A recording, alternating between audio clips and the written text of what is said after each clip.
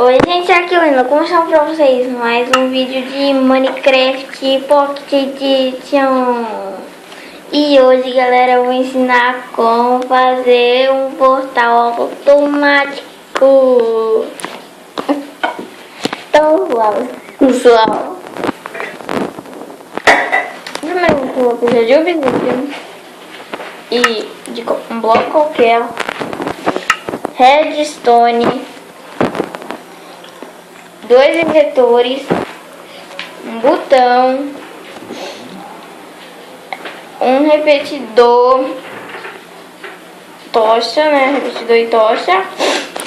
E o que mais? Deixa eu lembrar aqui. Como... Só isso. Que eu me lembro só isso.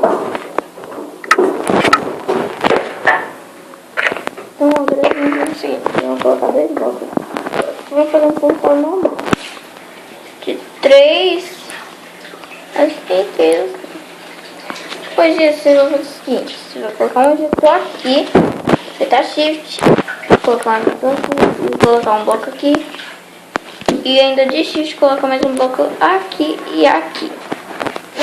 Agora o que vocês vão fazer? Vocês vão colocar um bloco aqui, aqui, aqui, assim. Mas eu vou fazer isso aqui. Aí você vai colocar um redstone aqui, um repetidor no nível 2. A redstone aqui, uma tocha aqui e uma tocha aqui. E aqui vocês vão passar assim, desse jeito, que aí a tocha vai acionar essa redstone, que vai fazer com que essa tocha desligue. Aqui vocês vão colocar 2 repetidores. Porque se você colocar redstone, o que vai acontecer? Vai ligar, né? Então não pode ser isso. Você colocar 2 repetidores no nível normal e vão colocar pra cá, ó.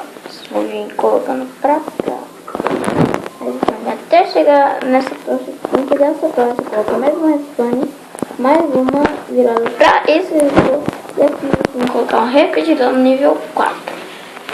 E aqui, vou colocar um bloco e a redstone.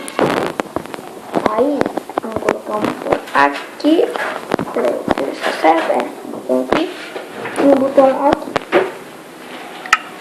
Aí vamos pegar água e lá e um isqueiro. O isqueiro você coloca no de cima,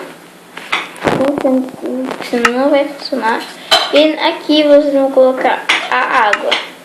Então, liga, desliga. É assim que se faz um portal automático.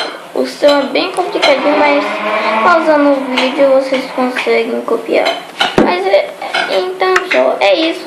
Espero que vocês tenham gostado desse vídeo. Se gostaram, deixa o like, adicione os favoritos e falou, fui!